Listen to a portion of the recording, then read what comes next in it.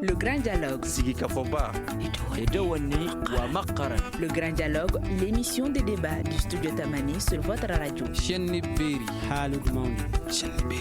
Kafoba. Le grand dialogue. Transition au Mali, quelle analyse de l'évolution du processus dans le pays et qu'est-ce qui bloque la levée des sanctions, révision des listes électorales également, à quoi faut-il s'attendre? Voici les deux principaux thèmes qui vont être abordés au cours de ce forum de la presse. Si le temps nous le permet, nous aborderons également les inondations constatées à travers le pays. Alors nos invités sur ce plateau sont tous des journalistes, Youssouf Sissoko du journal Info 7, Abdraman Keïta du journal Le Témoin et Fakara Faïké du journal Le Républicain au téléphone. Je suis Mohamedou Touré. Chers invités, auditeurs et téléspectateurs de Studio Tamani, bonsoir à toutes et à tous et bienvenue. Le grand dialogue. Transition au Mali, qu'est-ce qui bloque aujourd'hui la levée des sanctions, Abdraman Keïta? Bon, je pense que peu de choses bloquent la levée des sanctions après le geste que le CNSP vient de faire. En publiant la charte et en l'amputant des prérogatives litigieuses qui effarouchaient la communauté internationale, en l'occurrence les prérogatives de remplacement et les pouvoirs de remplacement en cas d'empêchement définitif ou temporaire du président de la République par le vice-président Assimi Goïta, qui aurait été vraiment une possibilité de remettre les cartes qu'on croyait avoir détruites, c'est-à-dire un militaire à la tête de l'institution. Mais toujours est-il qu'il reste encore des exigences de la même institution nationale qui n'ont pas été satisfaites, notamment la libération des personnalités, des dignitaires, ce qu'ils appellent des dignitaires du régime,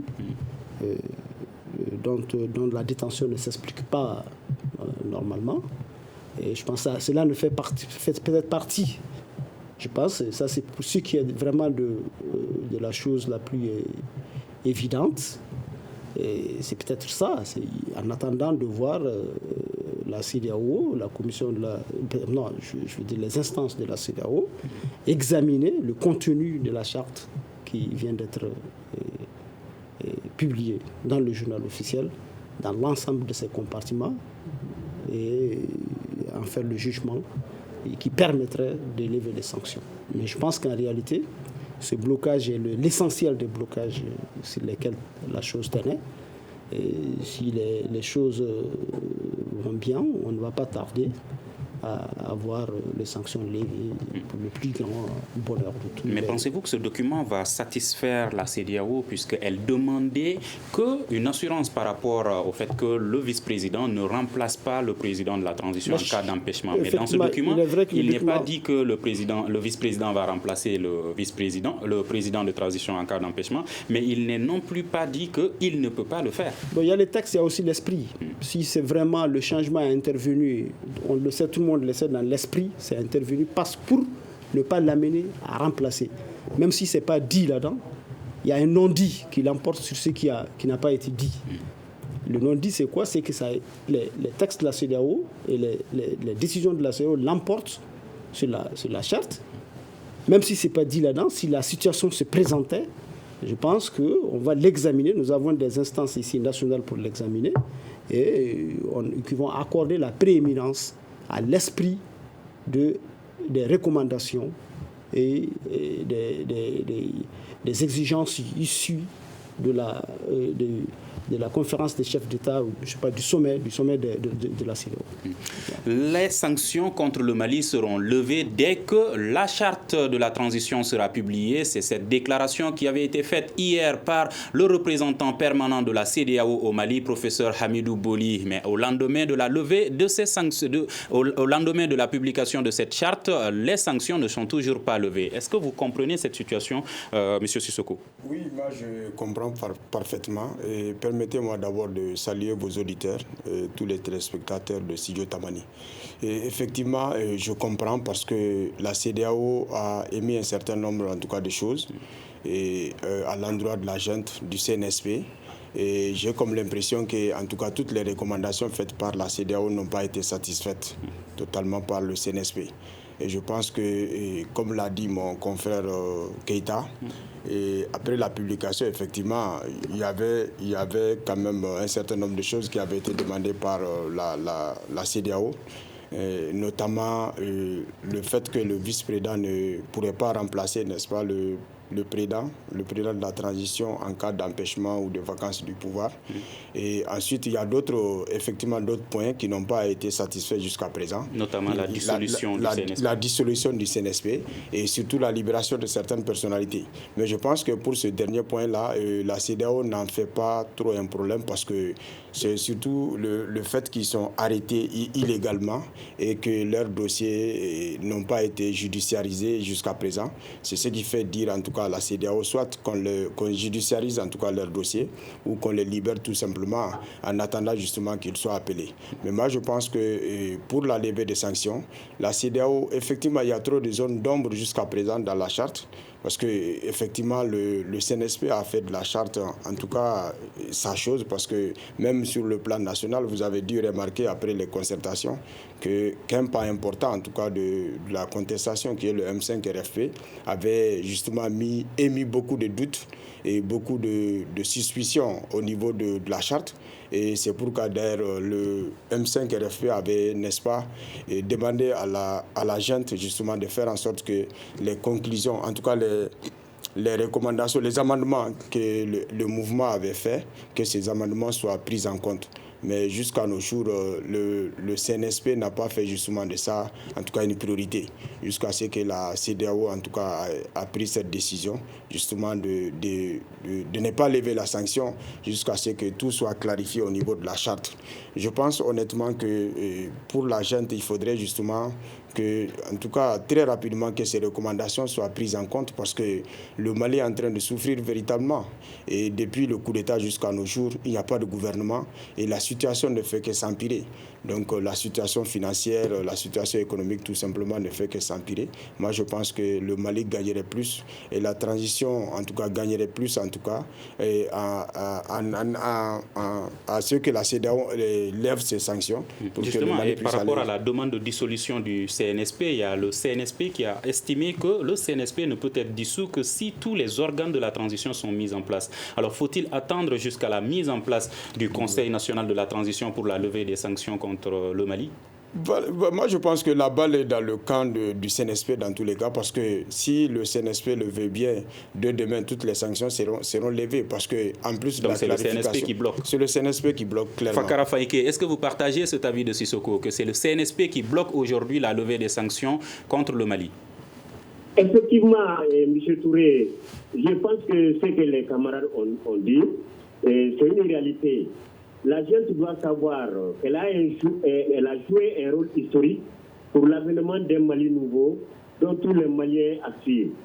Je crois qu'elle doit s'en tenir à ce rôle historique si elle veut rester dans les plus belles pages de l'histoire du Mali. Les effets qui sont en train de jouer au jeu d'échecs pour faire savoir à ces jeunes qu'ils peuvent encore faire ce pays se trompent, les trompent aussi. Ceux-ci savent bien que le pays est confronté à deux enjeux majeurs. Il y a des problèmes internes, à savoir l'insécurité, la maladie du Covid-19 et les revendications sociales.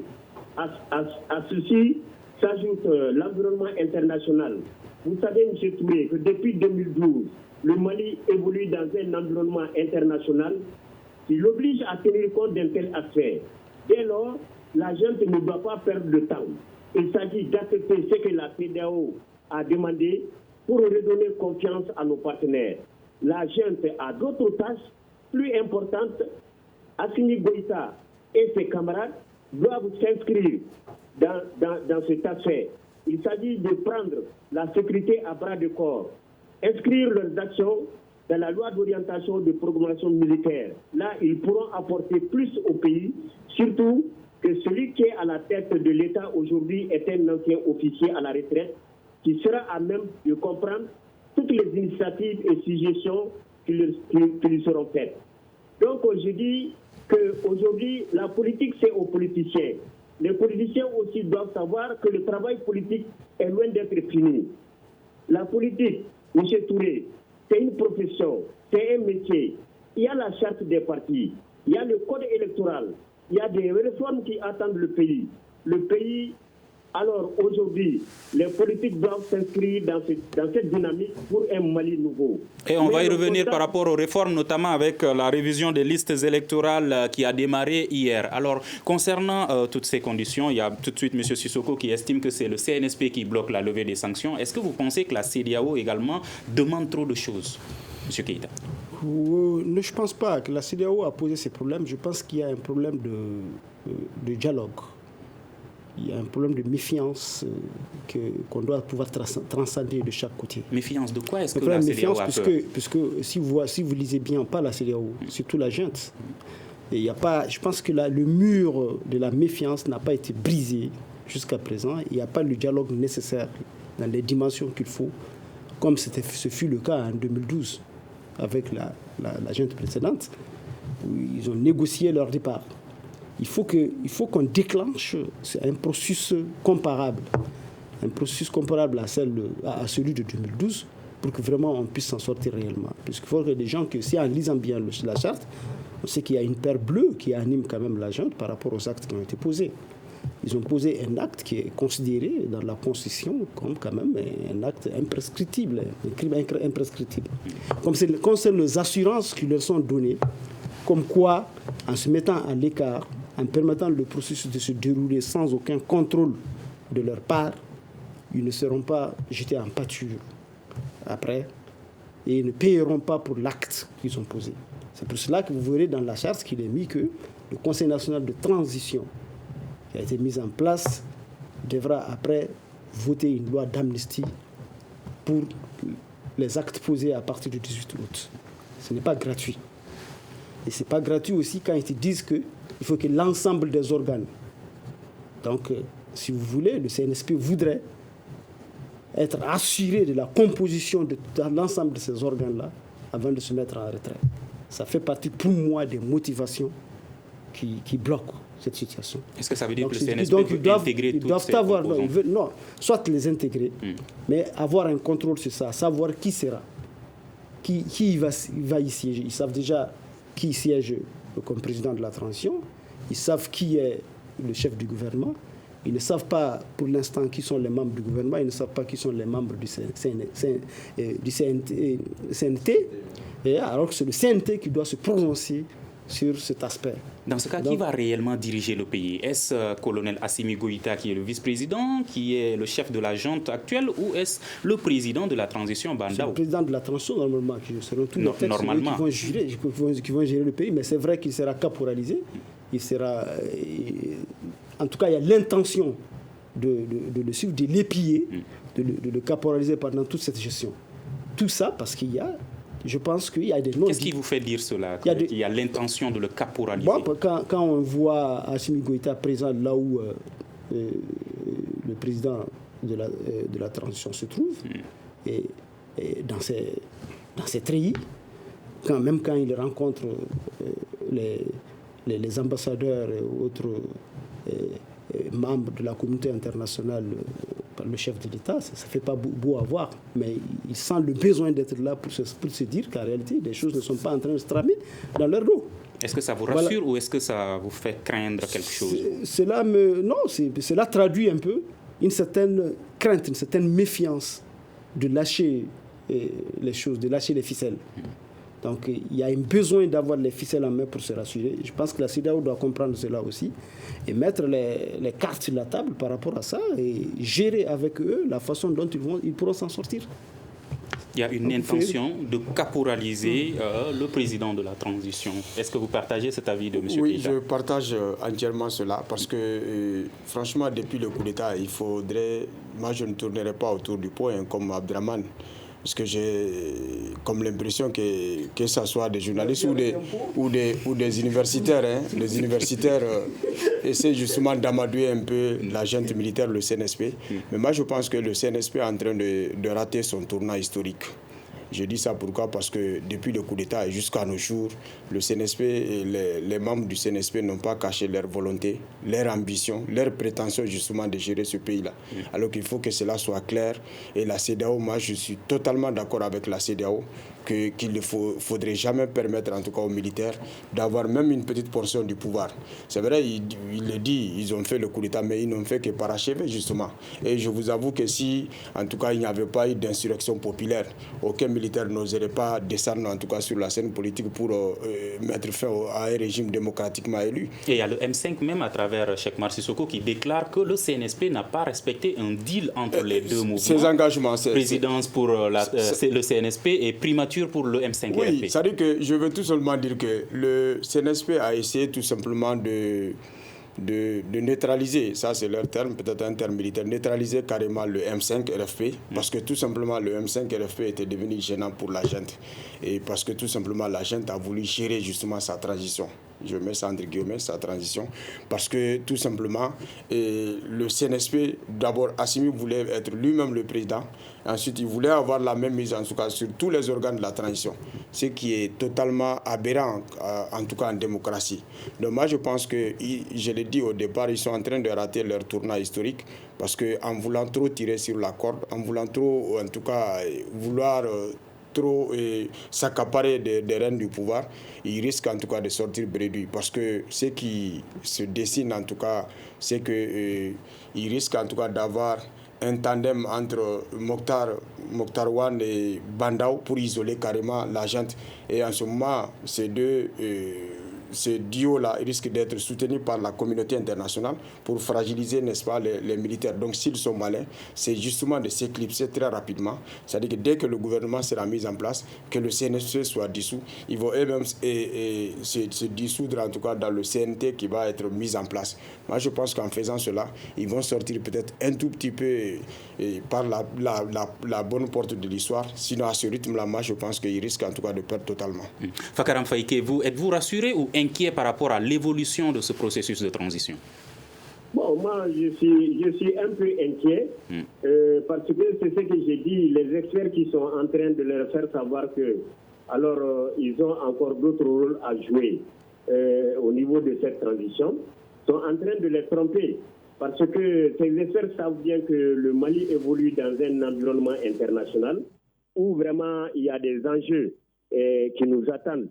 L'enjeu sécuritaire et l'accord de paix et la réconciliation nationale. Ces experts savent qu'aujourd'hui, ces partenaires qui sont là pour nous appuyer ne vont jamais accepter à ce que la gente dirige vraiment la transition. Et ce n'est même pas bon pour Assimi et ses camarades. Il faudra dire vraiment de dissoudre quand même le CNSP qui risquera d'être une épine dans leurs pieds. C'est ce que j'ai dit. Il faut se rappeler ce qui s'est passé du temps de général Amadou Aya Sanogo, quand il y avait le CNR2 DRE et puis Djongunda Traoré. Ce qui s'est passé, pratiquement nous ne souhaitons pas ça. Mais comme il y a un proverbe malinqué qui dit que deux mâles hippopotames ne peuvent pas vivre au bord des mêmes fleuves, donc Assimi est là.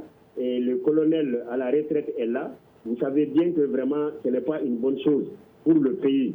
Donc, pour rester dans excusez-moi, le président Bandao, sa présence et la présence du vice-président colonel Assimi Goïta n'est pas bon pour le pays, c'est ce que vous dites? Il n'est pas bon, mais n'est pas bon pour le pays. Pourquoi? Assimi a d'autres rôles à jouer.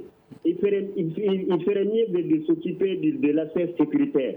C'est ce que j'ai dit. Pratiquement, il y a la loi de la programmation, la loi d'orientation et programmation militaire, où des enjeux sécuritaires sont là. Lui, il peut piloter ça, il y a beaucoup de choses. Il y a beaucoup d'initiatives qu'ils peuvent apporter au président de la République pour amener la sécurité à l'intérieur du pays. C'est ça son rôle. Et vouloir jouer autre rôle, vraiment la politique aux politiciens. Et les experts là savent bien que ce n'est pas bon pour le Mali. Et quand la communauté internationale, la CEDEAO, c'est-à-dire vont tourner dos à notre pays. Donc, Assimi Goïta et Bandao sont deux mâles hippopotames qui ne peuvent pas cohabiter ensemble. Justement, ils ne peuvent pas cohabiter ensemble. Le pouvoir, on ne peut pas partager le pouvoir. Vous avez vu ce qui s'est passé entre Djongunda et Djongunda et Aya. Et comment ça s'est terminé. Donc, moi, je dis, ce n'est même pas bon pour Assimi. Parce que vous savez, le CNSP va devenir un doublon. Il y a le ministère de la Défense, il y a le CNSP. Vous savez, quand les militaires savent que c'est le CNSP qui a la force, maintenant, il y a certains qui vont venir vers là. Parce qu'ils vont se dire que même, pour être bien vu, pour avoir des galons, il faut s'allier au CNSP. Et le ministère de la Défense n'a plus d'existence. Là, ce doublon-là, ce n'est même pas bon pour eux-mêmes. D'accord. Je rappelle que le CNSP est censé être dissous quand tous les organes de la transition seront mis en place. Monsieur Keïta, est-ce que vous partagez? Vous aurez la parole tout de suite. Moi, je pense qu'il faut comprendre, il faut un peu examiner les choses, c'est-à-dire il faut examiner les choses en fonction de la motivation qui puisse... On parle de Bandao et d'impossibilité de partager le pouvoir avec Bandao. Bandao, ce n'est pas quelqu'un d'autre. C'est celui sur lequel le CNSP a jeté lui-même son dévolu. On ne leur a pas imposé. C'est tellement qu'ils ont eu des assurances, d'une certaine manière. Y a-t-il un arrangement entre eux? Un arrangement entre eux. Il y a quand même une identité de vue entre... Il devrait y avoir suffisamment d'identité de vue entre eux et Bandao pour qu'il l'impose parmi tant d'autres personnalités pour diriger pour qu'ils le choisissent parmi tant d'autres personnalités pour diriger la transition. Donc il n'y a pas une question entre eux-mêmes et Bandao, mais je pense qu'il faut examiner les choses en fonction de la motivation qui puisse les amener à rester au pouvoir. Est-ce qu'ils veulent rester au pouvoir pour les avantages qu'ils veulent en tirer? Moi, je carte un peu ça. Je ne pense pas que vraiment ils puissent risquer leur vie, puisque quand on parle aussi du CNSP, les gens parlent du CNSP, il ne s'agit pas seulement du CNSP, c'est l'ensemble de l'armée et des forces de sécurité qui ont adhéré à ce qui est considéré comme, en réalité, un coup d'État. Et quand je vois les politiques lever la voix pour dire qu'effectivement c'est eux qui ont fait le coup d'État et les autres, je dis mais il y a aussi une complicité de coup d'État au cas où ils seraient poursuivis pour coup d'État. Même leurs complices politiques vont subir aussi des coups. Donc, ça veut dire qu'il y a cette méfiance-là qu'il ne faut pas vraiment écarter, qu'en réalité, ils ont la conscience de n'avoir pas trop examiné, de n'avoir pas bien mesuré la portée de l'acte qu'ils avaient posé, qu'ils ne l'ont su que plus tard et maintenant, ils cherchent des portes de sortie rassurantes. Ça aussi, ce n'est pas quelque chose qu'il faut. Et ces portes de sortie rassurantes ne sont pas en train de leur être proposées. Eux-mêmes, ils n'en parlent pas. Et il y a une certaine pudibonderie peut-être qui les anime, qui les empêche de parler de ça.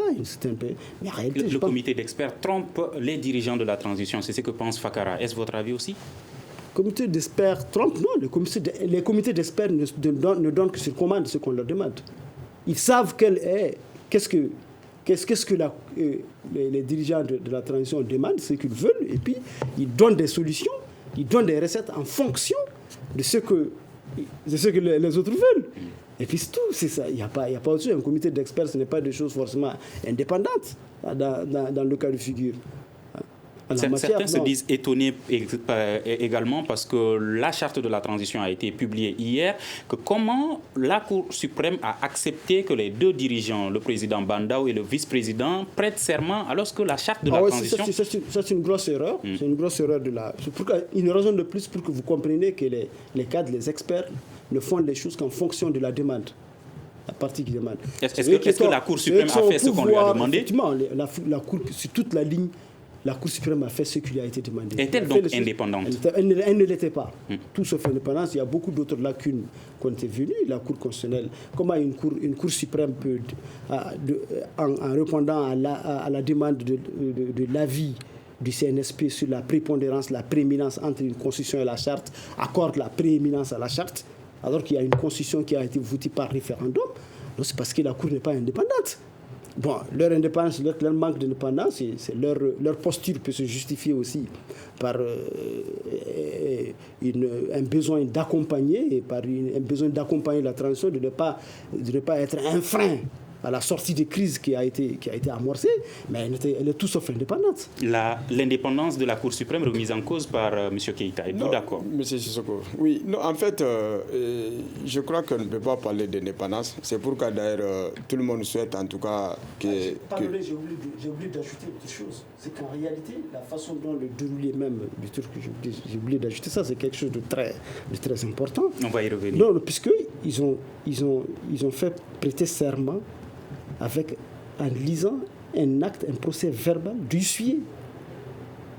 Alors que normalement, on doit le faire en constatant d'abord la vacance de poste avec les documents qui attestent de la démission du président de la République, qui atteste de la dissolution de l'Assemblée nationale, de la dissolution du gouvernement de l'époque. C'est sur cette base-là qu'on doit aller pour faire une prestation de serment. C'est-à-dire qu'on ne peut pas parler de dépendance. D'ailleurs, c'est l'une des raisons, en tout cas, pour lesquelles il y a eu cette levée de bouclier, en tout cas de la part du peuple, pour qu'il y ait changement. Et je crois que ce changement tant attendu et normalement doit être en tout cas amorcé au cours de cette transition. Non, la justice, effectivement, comme il a si bien dit, il y a eu trop d'erreurs lors de la prestation de serment, en tout cas du président et du vice-président. Et d'ailleurs, le fait justement de mettre en tout cas la charte, en tout cas au-dessus de la Constitution, c'est déjà une erreur très grave parce que la Constitution, quoi qu'on dise, a été adoptée par tout le peuple, alors que la charte, c'est juste quelques gens acquis à la cause, n'est-ce pas, du CNSP qui ont justement adopté cette charte. Donc moi, je pense qu'il y a beaucoup de choses à faire. Mais moi, je pourrais revenir un peu à ce que Keïta a dit, que la gente voudrait justement avoir des assurances. Moi, je pense que la gente s'est elle-même compliqué la tâche parce que dès le départ, si elle avait accepté justement de collaborer avec son allié naturel, l'allié naturel du CNSP, c'est le M5 RFP. Mais nous avons quand même constaté que le CNSP a tout simplement écarté, n'est-ce pas, le M5 RFP, et c'est ce qui lui a compliqué la tâche. Et je pense qu'il est en train d'aller d'erreur en erreur, et finalement, ce qui risque de se passer, c'est qu'au niveau à la tête de l'exécutif, il risque d'avoir en tout cas un chevauchement, en tout cas un certain conflit de compétences. Et je pense que ça ne facilitera pas du tout la tâche, et les réformes tant souhaitées, ils risquent de ne pas venir, quoi. Le président, le vice-président et le premier ministre de la transition ont été choisis. La formation du gouvernement est attendue. Fakara Faïké, pensez-vous qu'aujourd'hui il y a un retard par rapport à cette formation du gouvernement de la transition? Oui, il y a évidemment, les tâches sont très nombreuses. Il y a un retard parce que tout compte fait. Jusqu'à présent, la CEDEAO n'a pas avalisé la charte. Ce qui est un problème. Parce que c'est le CNSP qui est en train quand même de rendre difficile la tâche. Parce que tant que le CNSP n'est pas dissous, vous serez bien d'accord avec moi que la CEDEAO ne va pas avaliser tout ce qu'on va poser comme acte. Donc la balle est dans le camp vraiment du CNSP. Il doit comprendre qu'aujourd'hui, il y a tellement de tâches que le Mali doit faire face. Alors ils doivent se plier aux injonctions de la CEDEAO, qui est en train de montrer la voie. Moi, je crois que de là, former un gouvernement n'est pas chose facile, mais je sais que celui qui est là-bas, il est en train de faire des concertations. Mais c'est le vice-président, colonel Assimi Goïta, qui est du CNSP, le président Bandaou n'est pas du CNSP, le premier ministre non plus. Alors, qui doit donc mettre en place ce gouvernement? Parce que vous estimez que c'est le CNSP qui bloque. Oui, c'est le CNSP qui bloque. Est-ce le CNSP qui doit mettre en place le gouvernement? Non, c'est le Premier ministre en collaboration avec le président Bandaou, vous voulez dire? Le président Bandaou. Mais même si on mettait un gouvernement en place tout de suite, est-ce que, M. Touré, vous pensez que les choses, quand même, la CEDEAO va lever les sanctions? Je dis non. Bon, parce que pratiquement, ils ont fait un pas. Mais jusqu'à présent, on sent que alors les jeunes quand même veulent toujours garder le pouvoir. De là, nous n'avons pas encore bougé à mon entendement. Alors, sinon, la mise en place d'un gouvernement, bon, ça ne doit pas dépasser une semaine. Mais même si on mettait le gouvernement en place, cela ça ne donne pas quand même l'assurance de la levée des sanctions. Et je rappelle que nous sommes dans la même semaine puisque le Premier ministre a été nommé le samedi dernier. Alors, Abdraman Keïta, quoi faut-il s'attendre aujourd'hui par rapport à la composition de ce gouvernement de transition? Bon, je ne sais déjà pas à quoi attendre puisque je ne vois pas encore. Je pensais que c'était chose facile. Donc, avec les complications et puis la durée, je me dis qu'en réalité, c'est beaucoup plus difficile que ça. C'est la première tâche. Comme dit, certainement on a oublié d'inscrire ça parmi les tâches du Premier ministre de la transition, de former d'abord un gouvernement. Ce n'est pas chose facile.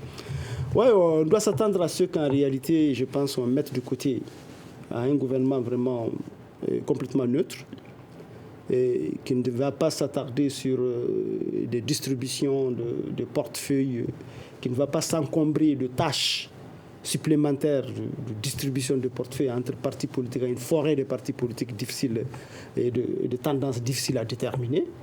Et on aura certainement un gouvernement très proche des gens qui ont, comme on le dit, parachevé l'œuvre. Donc, vous attendez à un gouvernement très proche du CNSP. Très proche et tout cela fait partie des choses pour lesquelles ça bloque, je suis sûr, puisqu'ils sont, faute d'être là-dedans pour tirer les ficelles telles qu'ils l'ont voulu avec la charte, puisque la CEDEAO a déjoué les stratégies qu'ils ont placées sur la tâche, ils vont se rabattre peut-être sur le gouvernement.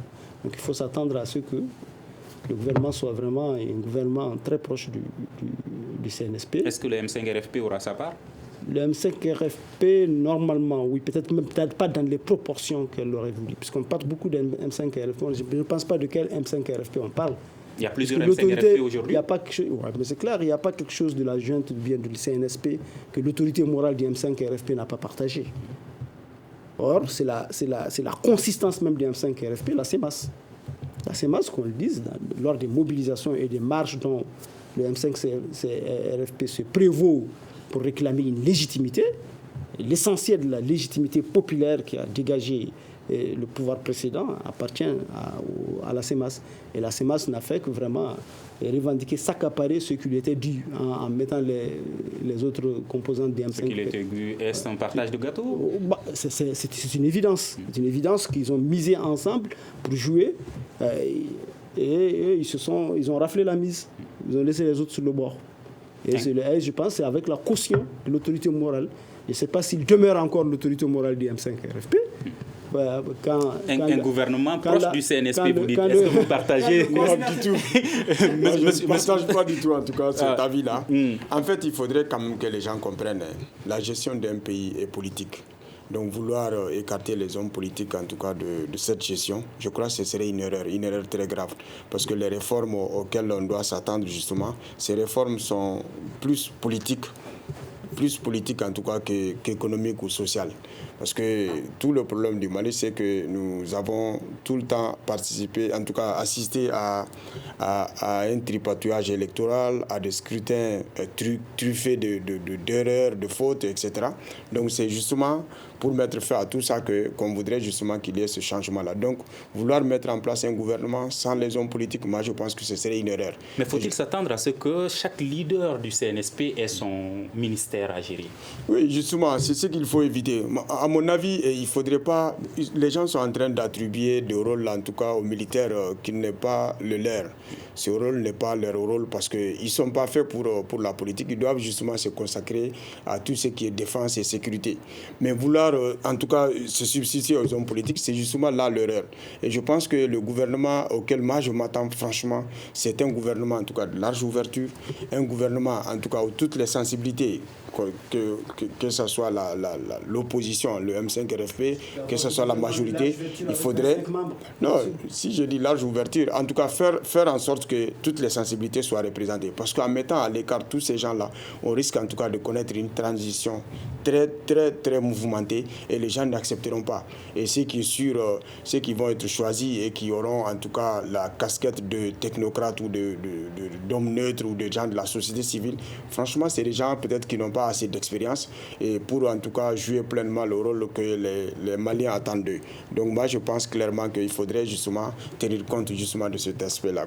Fakaran Faïké, pensez-vous que cette transition atteindra donc les objectifs qui lui sont assignés? Oui, ça peut atteindre ces objectifs si quand même tout le monde s'impliquait. Je dis que cela ne peut pas se faire sans les politiques. M. Touré, la politique, c'est une profession. C'est un métier. Alors, vouloir écarter les hommes politiques, mais ça c'est aberrant. Même si une partie de la population dit ne pas avoir confiance aux hommes politiques aujourd'hui. Non, quand même, dans tout ça, on a vu des militaires qui ont géré le pays. Moussa Traoré était un militaire. ATT était un militaire. Mais ils ont été critiqués dans leur gestion aussi. C'est pour dire que, c'est-à-dire, la politique, c'est un métier, c'est une profession. Et là, c'est là le domaine d'intervention des politiques. Quoi qu'on dise, on ne peut pas faire un pays tant que ces hommes politiques ne sont pas là. Par exemple, la charte des partis politiques, le code électoral, les réformes qui vont venir. Mais sans ces hommes politiques, vous serez d'accord avec moi que rien ne peut aller. Donc les politiques quand même doivent s'inscrire dans ce travail et qui doit se faire quand même pour un Mali nouveau. Et tout le monde s'attend. Donc, tout le monde doit jouer son rôle, c'est ce que vous dites. Au-delà du CNSP, au-delà des hommes politiques, qui d'autre doit jouer quel rôle selon vous? Il y a la société civile. Aujourd'hui, il y a une prise de conscience au niveau de la société civile. Et cette transition, tout le monde doit faire partie de cette transition. Comme on l'a si bien dit, il y a la société civile, il y a les syndicats. Tout le monde, ça ne risque pas d'être un partage de gâteau? Non, ça ne sera pas. Mais des hommes qui seront choisis. On a dit qu'une fois que tu es dans la transition, tu ne peux pas prétendre à un autre poste.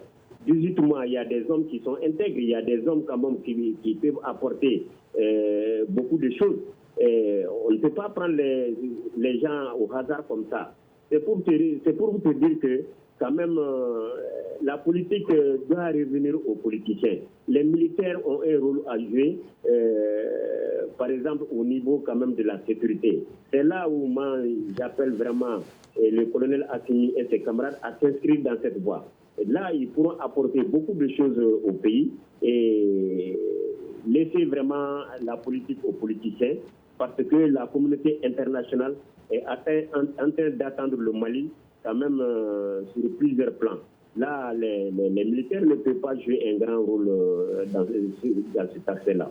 Et c'est dans ce contexte que le processus de révision des listes électorales a été lancé hier à travers le pays. Peu d'engouements ont été constatés, notamment dans la capitale, des difficultés techniques signalées à Gao. Que pensez-vous de ce processus de révision des listes électorales dans ce contexte, M. Keïta? C'est un processus normal. Et je prends déjà le bon de ce qu'il avait dit tout de suite. Je pense que c'est l'étape où les politiques doivent jouer beaucoup plus de rôle.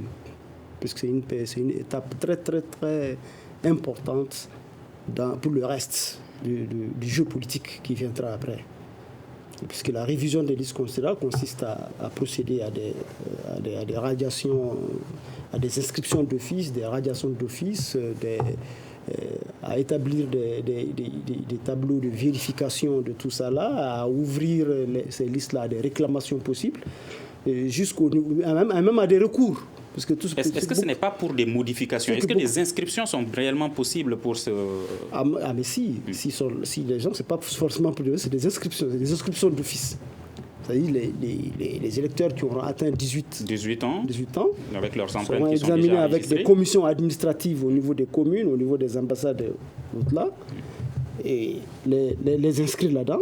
Déjà, vous avez déjà les listes qui existaient déjà.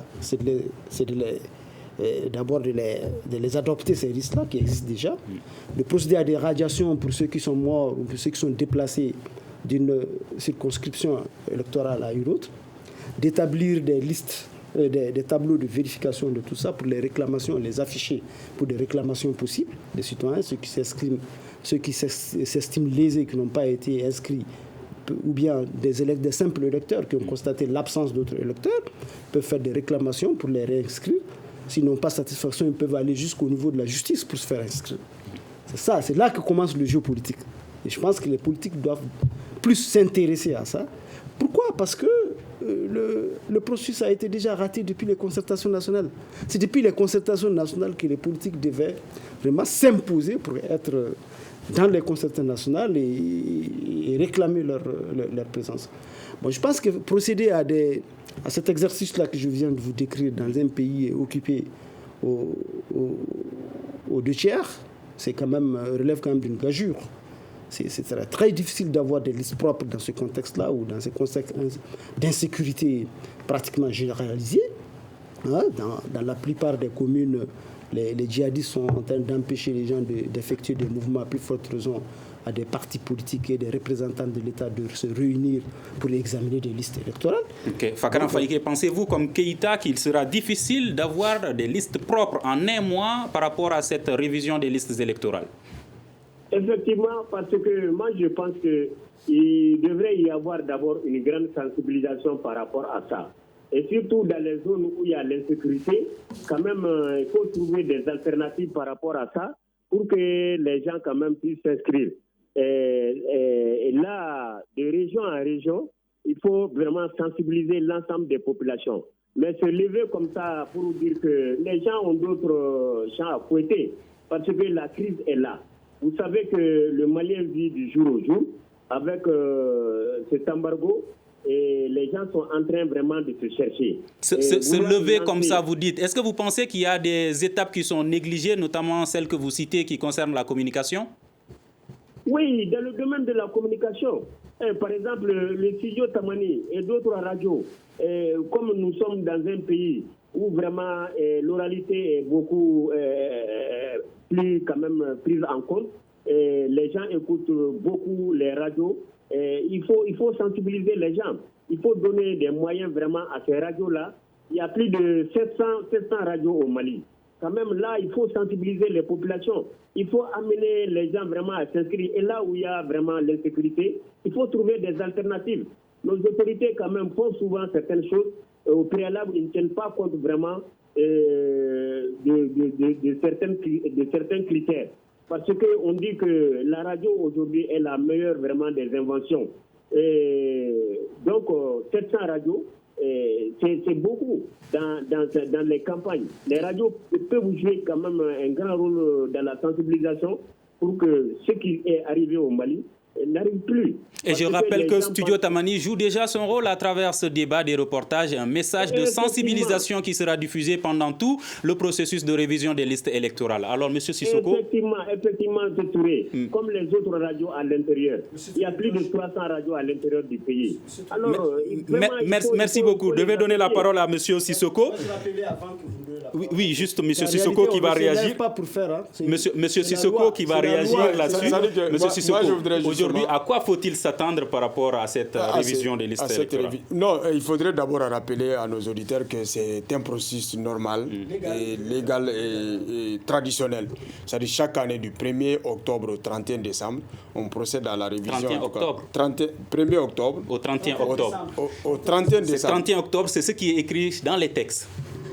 31 octobre, et c'est l'information qu'on a reçue avec le ministère de l'administration territoriale. Donc c'est peut-être possible. Donc moi je veux tout simplement dire que ce n'est pas quelque chose en tout cas de nouveau, et c'est une tradition déjà. Chaque année au mois d'octobre on procède à ça, et comme il a si bien dit, effectivement c'est pour permettre en tout cas à ceux qui sont déjà décédés d'être radiés sur la liste, aux nouveaux majeurs d'être inscrits, et aux gens qui ont justement changé de lieu de vote de pouvoir faire le transfert. Moi, je pense que c'est une tradition, mais ça ne doit pas empêcher justement dans le cadre des réformes que l'État envisage par exemple un autre recensement pour permettre aux gens qui ne sont pas inscrits d'être inscrits, pour pouvoir en tout cas faire une bonne liste qui à la longue en tout cas permettra aux électeurs de voter tranquillement. Donc moi je pense honnêtement que ce n'est pas un fait nouveau, et je crois que là où peut-être je suis d'accord avec tous mes co-débatteurs, c'est qu'effectivement il y a eu quand même ce manque de communication, et j'en veux plutôt aux partis politiques, parce que ça c'est leur rôle. Ils devaient justement sensibiliser leurs militants pour qu'ils s'inscrivent en tout cas sur les listes. Maintenant, quant à l'État, moi je pense qu'il y a des bonnes excuses, parce que nous sommes dans une situation exceptionnelle. Il n'y a pas de gouvernement qui est mis en place, donc on pense que les autorités ne sont pas en tout cas sur place pour pouvoir jouer pleinement ce rôle-là. Et c'est ce qui met fin à ce forum de la presse. Merci à nos invités, Abdraman Keïta du journal Le Témoin, Fakaran Faïké du journal Le Républicain, Youssouf Sissoko du journal Info 7, à la régie audio et vidéo, Mamadou Ouattara et Seydou Ndaou. Je suis Mohamedou Touré. On se retrouve la semaine prochaine pour le prochain numéro du Grand Dialogue et Forum de la presse de Studio Tamani. Merci à toutes et à tous. Le Grand Dialogue. Le Grand Dialogue, l'émission des débats du Studio Tamani sur votre radio.